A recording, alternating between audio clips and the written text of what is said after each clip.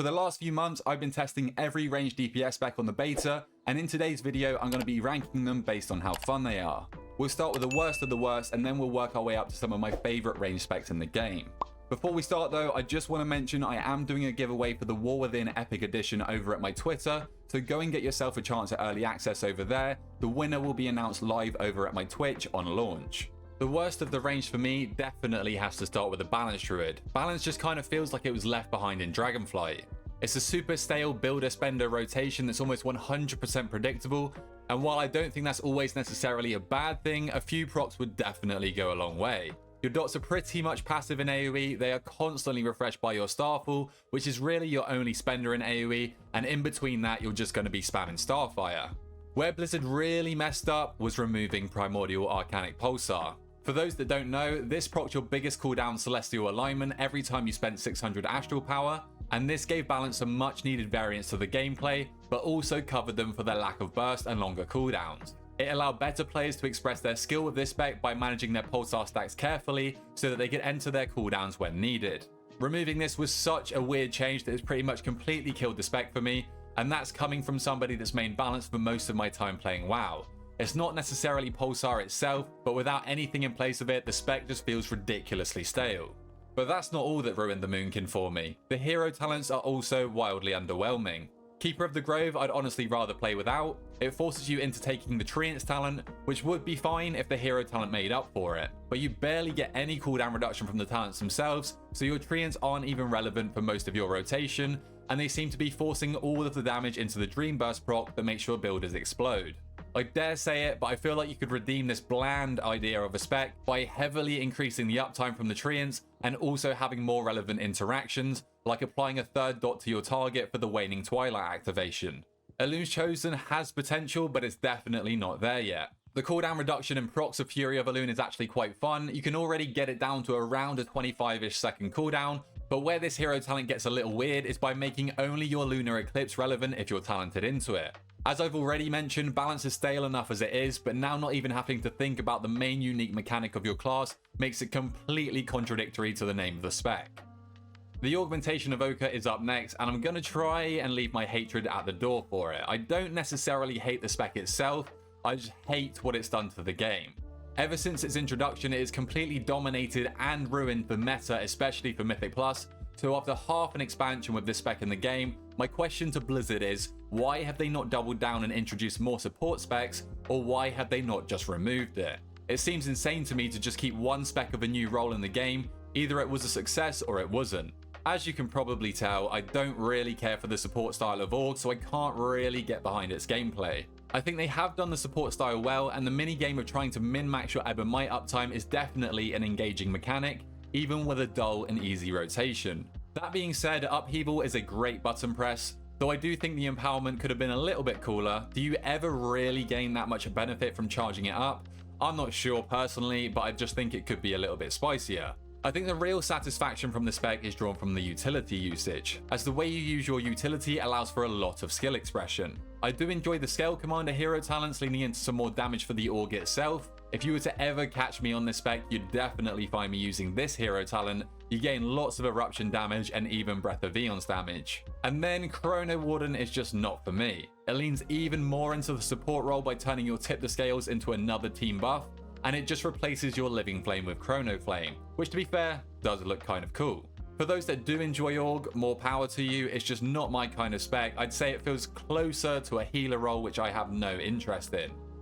Next up, unfortunately, has to be the Beast Mastery Hunter. I mained this throughout Dragonflight, and I think I'm going to have to leave it behind as it just feels dry. BM plays exactly the same going into the War Within, even after the massive overhaul that the Hunter had. These talent changes, while they did add some flavor to the spec, still left the most glaring issues in the tree, like having to waste 4 talent points just to make sure that your Bestial Wrath is worth the pickup. They also left boring but strong talents like Piercing Fangs, which will always be taken, especially with the new Laceration talent, but this completely eliminates any variety or fun you could have with the build. Without the need to pick this talent up, you could play Call of the Wild at the same time as Bloodshed and have great fun in single target and AoE in the same build. It's not all doom and gloom with the Beastmaster. They did add some cooler talents like Basilisk Collar, adding a bit of depth to the spec, and the addition of Huntmaster's Call is such a big W. This is exactly what BM needs to be about, summoning lots of stronger pets with cool visuals to deal your damage. And I think that's the biggest problem that I have with the Beast Mastery Hunter is the lack of visuals.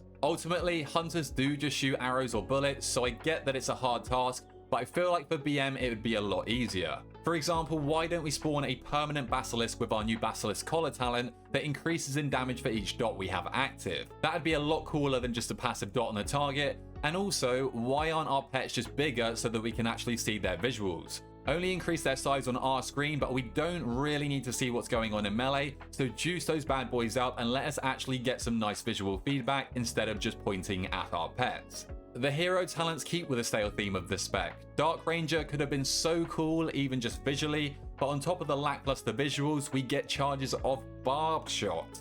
Like, what are we doing here? Pack Leader might be the worst hero talent in the game, it's completely passive and you will not notice it. How are we not capitalizing on a hero talent called Pack Leader for BM and survival? It's literally as simple as spawning more beasts. And then we have the Affliction Warlock. Definitely my least favorite of the 3 Warlock specs, but that's not really saying much because I'm just generally not into dot specs. But this is even more so the case for Aff because it has a major problem with one of its main dots. Vile Taint is way too long of a cooldown, so you cannot actually fully maintain your agonies in AoE by just using Vile Taint. You will actually need to reapply your agonies once before your Vile Taint comes back just a few seconds later. Blizzard need to reduce this cooldown ASAP because right now it just feels turbo bad. Maybe if the dots did more damage it wouldn't feel as bad to spend these globals on reapplying them, but considering all of your damage on this spec comes from Malefic Rapture, I don't want to reapply agony manually, especially because by the time I'm done reapplying it, my Vile Taint then is ready, but by that time it's too late. Speaking of Malefic Rapture, they changed Aff coming into the War Within so that now you're only pressing Seed of Corruption to apply your corruptions and that is it. Your only real spender now is Malefic Rapture, which I don't personally enjoy. I much preferred getting that huge pop every time your seed would explode in mass AoE. It was one of the most satisfying things about this class. Hell, I mean, I didn't even play Aff and Legion, but I've heard the Unstable Affliction Spender was probably some of the best Aff gameplay we've ever seen, so bring that back and let us continue to spam seed in AoE. Along with the bad does come the good though. They did get rid of Siphon Life, which is such a massive dub.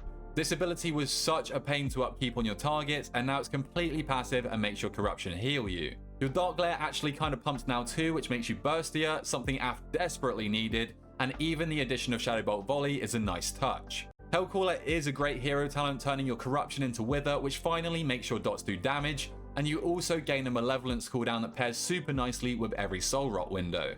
Your other option is Soul Harvester. The demon that you constantly summon is really cool visually, but the rest of the tree is pretty much entirely passive, so I would definitely prefer to play Hellcaller.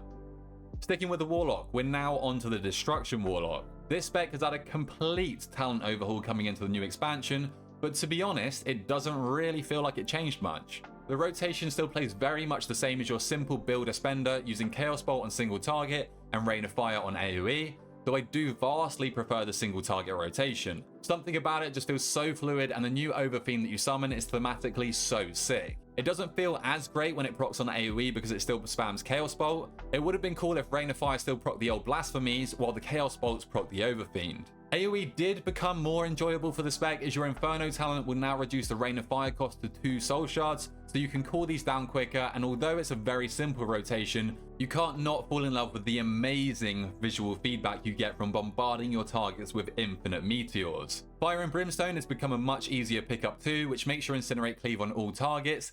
This just adds to the Destro Lock having some of the best visuals in the game. Hellcaller turns your casted Immolate dot into an instant dot with Wither, which just generally speeds up your rotation, and your new Malevolence cooldown can be paired with your Infernal for a massive haste boost, which is perfect for your cooldowns. Diabolist is where Destruction gets even cooler though. This might be one of my favorite hero talents in the game. Through your rotation, you'll constantly be spawning these Legion commanders that cement the Destruction Warlock as one of the best looking specs. These visuals alone are cool enough to make me always want to play Diabolist, but upon spawning these commanders, they can also replace your abilities with stronger ones, like a Ruination that will just decimate everything it lands on. Surprisingly, next up is the Devastation Evoker. It's surprising because normally I can't even bring myself to play this spec because I just hate the dragon form, and that also coupled with the fact that I never really cared too much for Dev and Dragonflight just means I was never interested. But with the builds that I've been running in the War Within, it's become so much more fun. I've been playing with Firestorm a lot, which seems to be much more relevant, and my god, does this ability just make the spec so much more enjoyable. Getting 3 instant procs of Firestorm on top of your already hard-casted one, and then getting even more free Firestorms from your pyres, means that if you're lucky, you just paint the world in these embers, which not only looks insane, it's also very rewarding.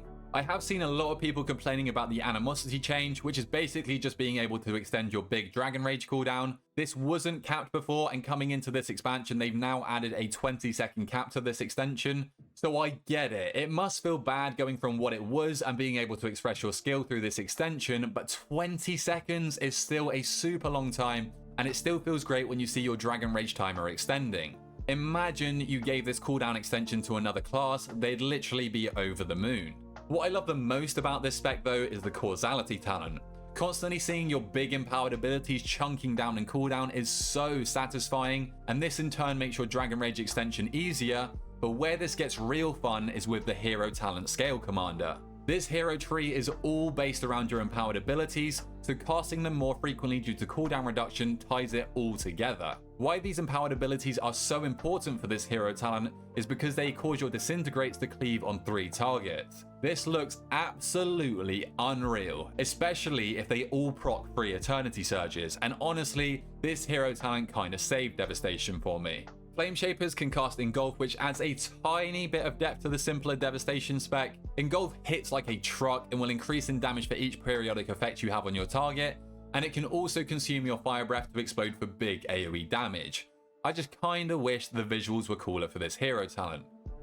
Now it is time for the Marksmanship Hunter, which I think has to be my favourite Hunter spec coming out of the massive rework they had for the War Within.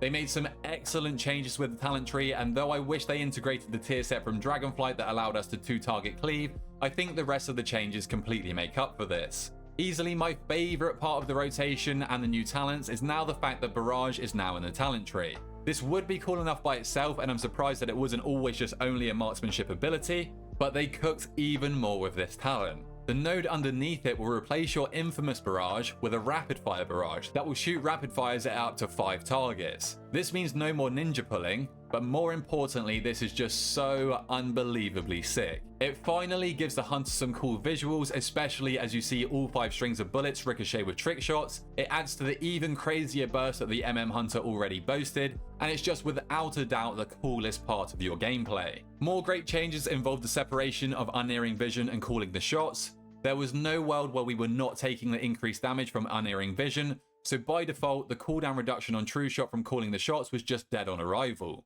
But with the separation of these talents, you can now obviously pick up both, and some of my favourite gameplay mechanics in the game involve cooldown reduction on impactful abilities, and True Shot is maybe one of the most impactful cooldowns in the game. Lock and Load is now also super easy to grab, a favourite talent of mine and I'm sure many others. Getting instant procs of aim shot adds a really nice variance to your gameplay, not to mention how great it feels to fire off these aim shots back to back. Unfortunately, for the hunter in general, the hero talents really are just lackluster though. Sentinel is kinda cool for marksmanship, I feel the theme fits quite nicely, and the visuals from when you summon your Lunar Owl definitely spice up the otherwise lacking visuals for Hunter. And then Dark Ranger is just a complete letdown, to be honest. For the aim shot procs, while they do feel nice, will definitely make you more focus starved, and I just think there was so many cool things they could have done with this hero talent completely based off of Sylvanas. You should be constantly firing out barrages of dark arrows throughout your rotation. It was the perfect addition to make Hunter actually look cool while playing it, or maybe you could even replace your arcane shot with a black arrow. And then to go even further, after firing these arrows a set amount of times, it should turn you into a banshee like the BFA cinematic. How sick would that be? I don't want it changing our spells while we're in this form. It could literally just be a visual cue, but maybe during this form you fire out even more barrages of black arrows. I don't know, it just feels like there was so much potential here that they can hopefully capitalize on down the line. Next on my list is the Demonology Warlock, my favourite Warlock spec by quite a margin. Demonology plays very similarly in the War Within, so if you enjoy how it played previously, you'll still love it in this new expansion, but you will love it even more because you can now summon a literal raid boss every 30 seconds. Demonology can now spawn Charhounds, choosing between a more single target shadow focused hound or a fiery Charhound that incinerates everything around it. These Charhounds are based off of the Antoran Charhound raid bosses from the Legion raid, and they were the perfect addition to the Legion army that this spec is now surrounded by, all being buffed up by your Demonic Tyrant. Demonic Tyrant has also received some great changes. It's now by default a 1-minute cooldown, an amazing change that means you can squeeze in an extra Tyrant during your rotation. During Dragonflight, one of our biggest annoyances was the fact that the Tyrant was on a 1-minute 30 cooldown, while your Grimoire Felguard was on a 2-minute. So basically, you played your Tyrant like it was a 2-minute cooldown and always held it. This felt super bad, and now we'll have more uptime on him that lines up with every demonic strength to unleash some insane cleave damage. Demonology is super fun, and to be honest, I should probably rate it higher, but the only thing stopping me from doing so is that not much changed in terms of gameplay, so there's not too much of a fresh feeling about it for me. It's also kind of sad that the Doomguard tier set that cleaves Shadowbolt volleys is now purely a single target talent. I guess it kind of makes sense, but the more demons I'm summoning during my rotation, the better. And that brings me nicely onto the hero talents. While talking about summoning demons, we can't not mention the Diabolist tree. Very frequently during your rotation, you're going to summon Legion commanders to devastate nearby enemies with their own attacks, but also they're going to buff your abilities. Upon spawning a Pit Lord, your Hand of Gul'dan will become a Ruination, crashing a huge Fel Meteor into your target for unprecedented damage. This hero talent has got to be one of the best in the game, even just from the visuals alone. Soul Harvester is your other option that gives you a much more passive playstyle, but constantly releasing your demonic soul looks badass. Climbing nearer to the top then, we have the Shadow Priest. Again, I feel like I've said this quite frequently during this video, but Shadow seems to be playing pretty much exactly the same. The rotation hasn't changed much, and it's not going to change much from single target to AoE, bar the addition of more dots so that you can deal your damage through your Psychic Link. Recently, they did make a pretty huge change to Mindflay though, which I'm very happy about. Your Mindflay Insanity can now stack up to 4 times instead of the previous 2. This is a massive blessing that frees up more time in the rotation so that we can get our other abilities on cooldown like Mind Blast and Void Bolt without munching insanity charges, which I feel was a frequent theme from Dragonflight. This felt awful, but now along with the extra stacks, Mindflay Insanity's cast time has been reduced to 1.5 seconds, which feels great. It means we won't overcap our other abilities, it's burstier and feels more impactful to press. Some great changes from Blizzard here. Void Eruption is still one of the most fun rotations for me. Constantly spamming out Mind Blasts and Void Bolts while I'm just erupting in dark shadowy magic and shadows is unbelievably cool, and it actually makes me feel like an old god. I just wish they slightly leaned back into the playstyle of extending your Void form for as long as possible, because that minigame was one of my favourite playstyles. The Shadow Priest does scare me though. I worry that Dark Ascension will be the play over Void Eruption. I feel like there are so few people that would actually rather play Dark Ascension, but with the way these hero talents are shaping up, we might be stuck voidless. They both cater to shorter, burstier cooldowns, and that has Dark Ascension written all over it. Void Weaver is obviously the more fun of the two. I think the name alone tells you that. But after casting your Void Torrent, which by the way can now be cast on the move, you will now summon an Entropic Rift at the target. This rift hits so hard and will hit even harder based on how many Devouring Plagues you can fit in this window, which can be extended with your new Void Blast ability. If you thought the Shadow Priest visuals were sick, just wait until you try this. Archon, I feel, will see a lot of Shadow Priests unhappy if they have to play it, but not necessarily because it's bad. They just all want to be Void Weavers. This hero tree turns your Halo into a mini cooldown, radiating and contracting the Halo multiple times to deal a lot of your overall damage. Maybe now I won't forget to press it. One thing that I wish they did with Archon, and maybe they will down the line, is make the shadow form half holy and half shadow. That would be unreal. Okay, I think it's finally time that we start talking about some of the mage specs, but I had to leave them up until now because they are all just too good.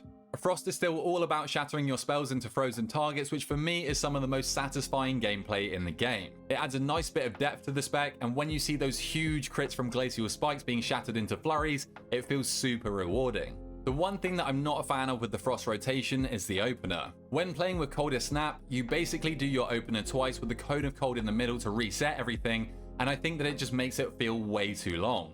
By the time I've pumped out my Comet Storm and Frozen Orb, I just want to start slamming Glacials and Ice Lances.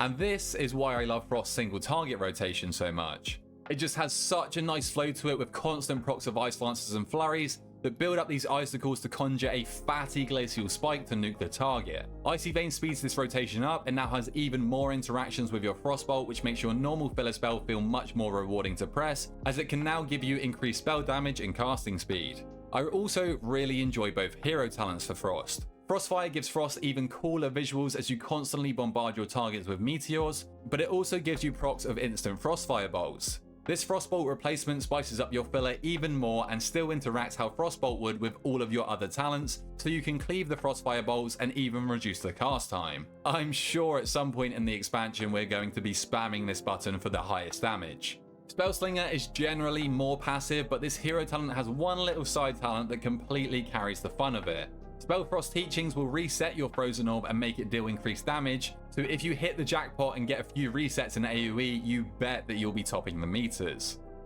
Another mage spec which I rank very highly coming into the War Within is the Fire Mage. This spec is almost perfect for me, minus its tank damage right now, and the first time that I played it on the beta, I couldn't believe what I'd been missing out on.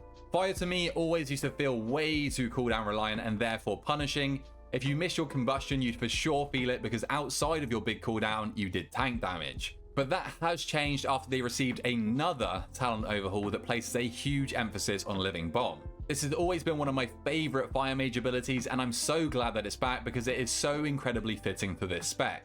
I love blowing shit up. However, this more notably bridges the gap of lower damage outside of your main cooldown, so now you're still going to be very bursty without your combustion, which in turn leaves Fire feeling much more forgiving. It does also give a lot more burst to the rampier Ignite spec, so Fire should perform better in lower keys now too. But my god, inside your Combust now, when you get increased procs of these Living Bombs, there are not many specs that can keep up. Another great change for Fire comes from their hero talents. I think Frostfire for Fire might be one of the best impacting hero talents in the game right now. This replaces your Fireball with Frostfire Bolt, which can be empowered to be instant, hit like a truck, and guarantee a crit. And you get these procs frequently enough that I honestly rarely ever feel like I need to hardcast any abilities, and by the time I do, the mobs are in execute range so I can just move and scorch. This hero tree gives you an insane amount of mobility.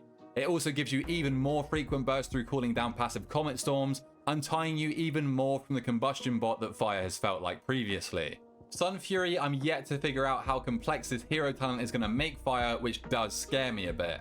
There's definitely going to be some min-maxing with this hero tree, but the Phoenix you summon during your cooldowns is absolutely beautiful. Calling down more meteorites during your rotation can never go amiss, and once your Phoenix expires, you then get to just spam Pyroblast or Flame Strike. Both of these hero talents are really great. In second place, we have the Elemental Shaman, which I did not expect to be placing this high. They recently had a big rework, and while I do feel it's been a tiny bit overhyped, I definitely am enjoying it too. They've made some great changes. I just wish that they baked in the Cleaving Lava Burst tier set from Dragonflight. That shit was so cool, and the Fire build definitely feels worse without it. Ice Fury has now been baked into a passive, which was the perfect idea. To be honest, I didn't mind casting Ice Fury in single target, but the AoE Ice Fury ruined Elemental for me before. So now having it as an instant cast proc that replaces your Frost Shock to eliminate Button Bloat is great, especially as it grants you free Elemental Blast too. I really love the extended elemental duration as well. It literally always feels like you have an elemental out while playing this spec, regardless of if you're playing fire or lightning. They both have massive cooldown reductions on your elemental, and now even your Stormkeeper will summon an extra elemental for you. Both the Storm and the Fire elemental have really nice impacts on your gameplay, so having these out almost permanently is huge. The lightning build is especially fun because of this. It used to be quite boring and it still is very simple, but casting these ridiculously fast chain lightnings is super cool, as this ability is renowned for how sick it looks. Tying into both of the elementals feeling nice, what I do love about the elemental is there is so much build variety. Your talent tree is basically 2 different talent trees, which definitely does have its own issues, but being able to play basically 2 different specs inside of the same spec keeps it always feeling fresh. The incredible visuals that this spec boasts gets enhanced even more with the Stormbringer hero talent, replacing your Lightning Bolt with a Tempest, which feels like a monster button press that can give you instant buff chain lightning, so half of your rotation basically feels like you've got your Stormkeeper active. Stormbringer is definitely a favourite of mine. Farseer is the other elemental hero tree, and this one definitely caters more to the fire build. It gives you a ridiculous amount of cooldown reduction on your elemental even after the recent nerfs, and the ancestors are so fitting to the fantasy of the shaman. And my favourite range spec, which I'm sure comes to nobody's surprise, is the Arcane Mage. Now, Arcane definitely doesn't feel like it did at the start of the beta, but this spec is still easily the most fun I've ever had. They've made Arcane much more accessible at a base level for players, which I think is one of the best changes they could have made coming into this expansion, though it's still a very hard spec to master, which will keep the spec interesting for players long term. The main thing that keeps me engaged and having fun while playing Arcane is how reactive it is. Constantly throughout your rotation, it's a case of building up arcane charges to dump with barrages that pump so hard, and then these barrages can proc 3 arcane orbs that in AoE will refill your arcane charges so that you can keep spamming barrages. The rotation itself all just plays into each other so well, and in between this you'll want to be pumping arcane missiles to increase your barrage damage, but with the new high voltage talent you can also generate arcane charges from arcane missiles to cover any downtime from your orbs. Not that there is much. This gets even sicker because every 4 casts of arcane missiles, they will then cleave on up to 4 additional targets, which basically guarantees you a full arcane charge bar, as well as full stacks of arcane harmony to pump out some insane bursts when finished with a barrage. In AoE, this spec is the perfect example of a rotation that doesn't need to be insanely complex to be fun. It's relatively simple and the gameplay is some of the best I've ever experienced. On single target, it's definitely harder to get the hang of, but I think that's why this spec is so perfect. It's an easier spec to pick up now, but there's so much to master while playing that you'll never get bored. This is even more so the case for Sun Fury. Now this could put some players off and I haven't even learnt it myself yet, but this spices the rotation up even more. But I'm sure that once you get the hang of it, it must feel so rewarding. This hero tree is rewarding enough by itself visually anyway, as you constantly bombard your targets with clusters of meteorites, and then obviously the Phoenix that you spawn during your cooldowns is again beautiful. Spellslinger has got to be the favourite of the two for me right now though. Like I mentioned for Frost, it's actually a very passive hero talent. It does have some cool visuals with firing out arcane splinters at your target, but looping back to the arcane orb importance in your rotation, Spellfrost teachings will have you passively firing out orbs all the time through your rotation, so it makes the spec feel much more fast paced and engaging as you can try and react to these procs by dumping your charges with barrages. This version of Arcane is amazing and definitely deserves a top spot on this list. But that's it. That is every ranged DPS ranked in the War Within based on how fun they are. So if you did enjoy this video, then please feel free to drop a like down below and subscribe to your boy. And until next time, I'll catch you guys later.